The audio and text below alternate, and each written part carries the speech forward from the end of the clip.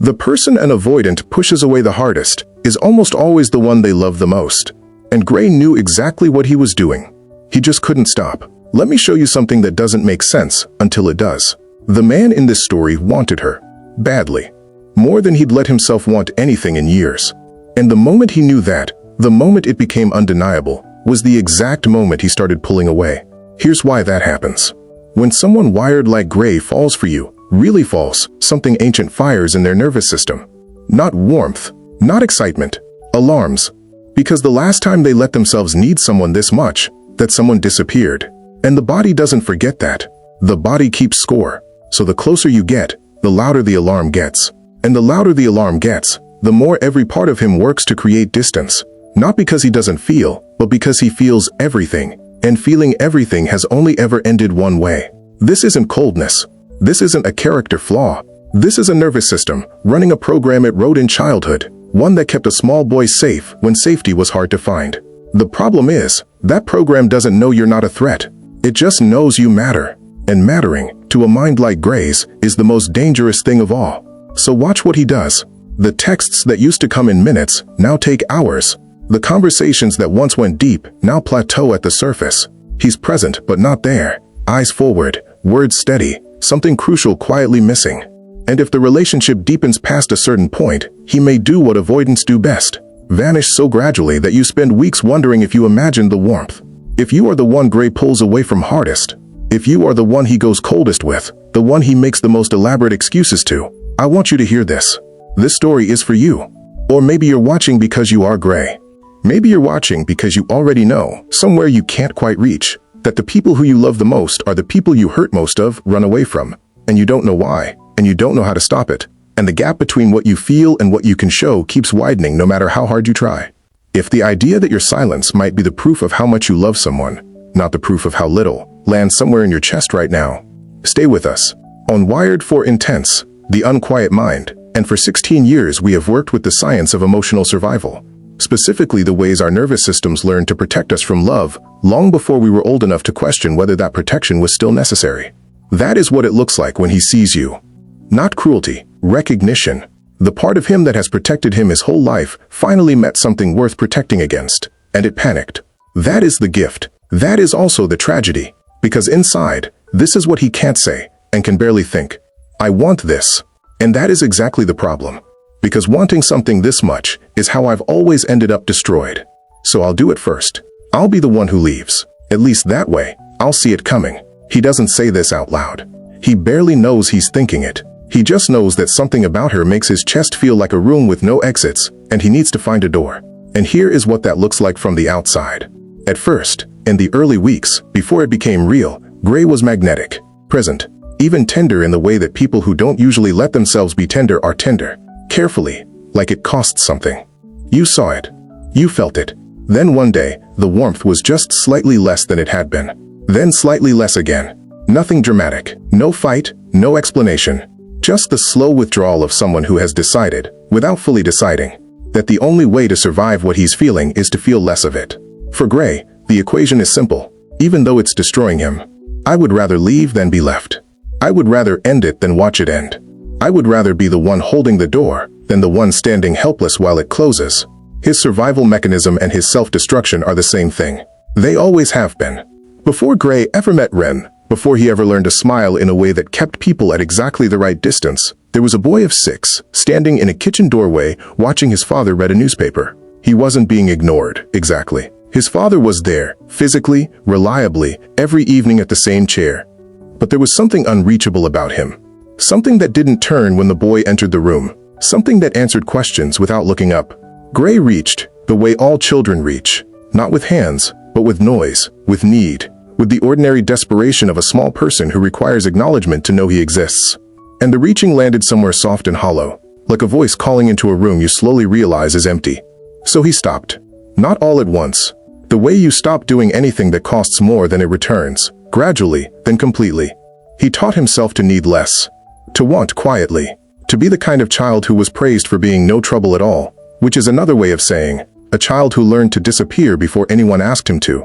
That lesson became a superpower. Then it became a cage. He grew into someone people wanted to know. That was the irony of it. The boy who learned to disappear became the man everyone wanted to find. Charming in the way that self-contained people are charming. Unhurried, a little mysterious, the kind of person who listens like he's storing everything. People mistook his guardedness for depth. They leaned in. Gray let them lean, just far enough that they felt close, never far enough that they actually were. The friendships were real, up to a point. That point always came. The moment a friend wanted more access, more honesty, more of whatever lived behind the composure, and Gray would feel something tighten in his chest and find reasons to be busy. Work helped. Work was clean. Work rewarded exactly the self-sufficiency that intimacy punished. The relationships never quite started either. There were women who felt the pull of him and then felt it withdraw, confused by the gap between who he was in the beginning and who he slowly became. They'd wonder what they'd done. They hadn't done anything. Gray had simply hit the threshold, the place where closeness stops feeling like warmth and starts feeling like exposure. He always found a way out before anyone could find a way in. Ren didn't try to get in. That was the thing. That was the whole thing. Every person Gray had ever kept at a careful distance had, eventually, inevitably, pushed against that distance. Tried to close it. Asked for more, and the asking always activated the very mechanism it was trying to dismantle. Ren just didn't do that. She was present in the way that certain people are present, not performing warmth, not angling for access, just genuinely there, taking up the right amount of space. She had her own interior life, and didn't seem to need him to fill it. She could sit in a silence without making it awkward. She could let a conversation end without chasing it for more.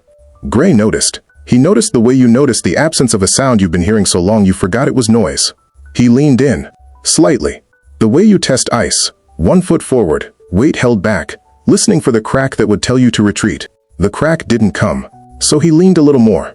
He told himself it was nothing. Just a person he liked. Just easy company. He didn't yet have language for what was actually happening, which was that, for the first time in longer than he could remember, his nervous system had gone quiet. There was no single moment. That's the thing nobody tells you. There's no villain's decision, no conscious turning away. There was just a Tuesday where her name on his phone made him feel something he couldn't name and didn't want to examine, and he waited an hour to reply, instead of answering immediately the way he had the week before. Then the hour became 2. Then the replies became shorter. Not cold exactly, just reduced. The warmth still there but rationed, as though something inside him had quietly decided that the account was getting dangerously full and needed drawing down. Ren knew more about him now than almost anyone. That had happened gradually too. Real things exchanged in unguarded moments, the kind of honesty that feels safe in the dark and terrifying in the morning. And the more she knew, the more Gray felt it. The vertiginous sensation of standing at an edge, not a metaphorical one. A physical drop in his chest every time she looked at him like she saw him. He didn't decide to retreat. His nervous system decided. The same system that watched a 6-year-old reach toward a man who didn't look up, still running the same ancient calculation, decades later, in a body that had long since outgrown the danger it was designed to survive. Ren noticed on a Wednesday. Not that something was wrong. She'd felt that for days, but that she'd spent the last hour composing a text she hadn't sent yet, editing it for tone, removing the parts that might sound needy, softening the parts that might sound accusatory, until what remained was so mild and so careful, it barely said anything at all. She put the phone down and sat with that for a moment. She recognized this. The shrinking, the constant recalibration of how much space she was allowed to take up. The exhausting arithmetic of trying to want less so someone else could feel comfortable wanting more. She'd done it before, made herself smaller and smaller until she disappeared into the shape of whatever a person needed her to be. She wasn't going to do it again, not out of anger. That's the part that mattered. She wasn't furious. She was just clear. The way you get clear when you finally stop negotiating with a feeling and simply let it tell you the truth. She picked the phone back up. This time she didn't edit. Are you still interested in what we're building? I need to know what I'm actually working with. She sent it before she could make it smaller. He read her message 4 times. Then he put his phone face down on the desk and stared at the wall for a while. When he replied, the words came easily. That was the frightening part. How fluently he could produce the fog. Work has been a lot lately. I'm not great at this kind of thing. I've just had a lot going on. All of it true. Every word technically accurate. None of it the truth. The truth was somewhere beneath the floor of his awareness, in a room he didn't have a key to. He could feel its weight, a pressure in his chest that intensified every time her name appeared on his screen. But he couldn't name it, couldn't surface it, couldn't hand it to her in any form she could actually use. This is the thing that looks like deception but isn't. Gray wasn't protecting himself from Ren. He was protecting himself from himself. from the information his nervous system had quietly classified as unsurvivable. You need her, which means you can lose her, which means this has already begun to end. So he sent the fog instead. Polite. Plausible. A wall dressed up as an explanation. He told himself it was honest. It was the most honest he knew how to be. She gave him time.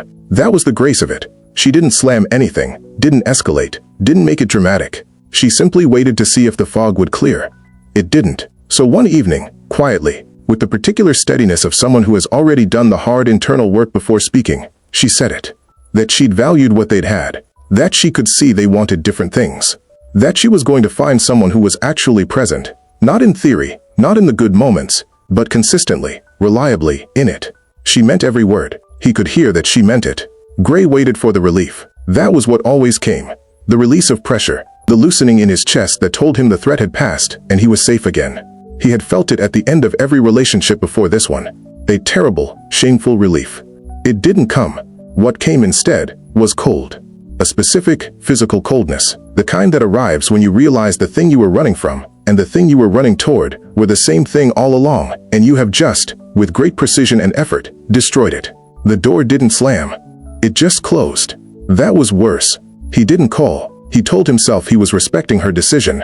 That was the story. Clean, considerate, the kind of thing a self-aware person does. He sat in his apartment in the specific silence he had spent his whole life engineering, and he waited for it to feel like peace. It didn't feel like peace. Somewhere around 2 in the morning, he stopped pretending to read, and just sat with the question he had never once in his adult life allowed himself to fully ask. Why do I always do this?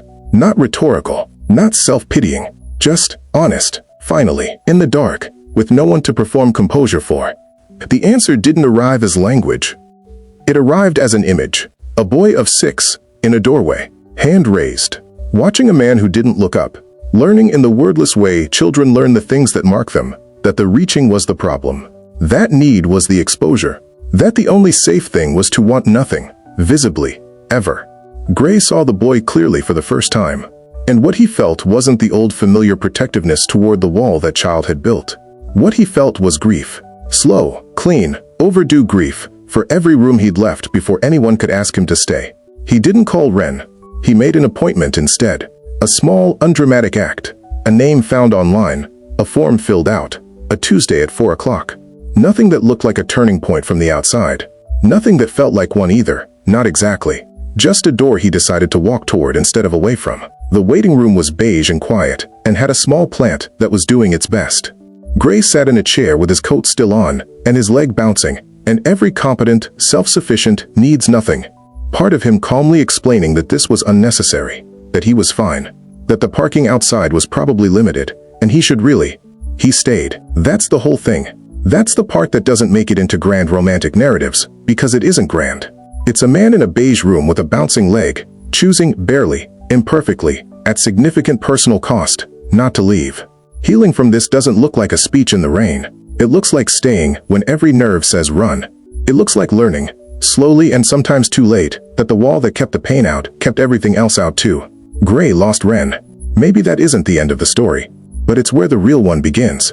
A man who survived childhood by learning to need nothing, discovers, too late and not too late, that the wall he built to keep pain out has been keeping love out too, and that tearing it down is the bravest and most terrifying thing he will ever do. What would you say to the part of you that still believes leaving first is safer than being left? Join the Wired for Intense community as we move from frozen to felt. Subscribe, like, and share your story in the comments to keep learning the language your body has been speaking all along.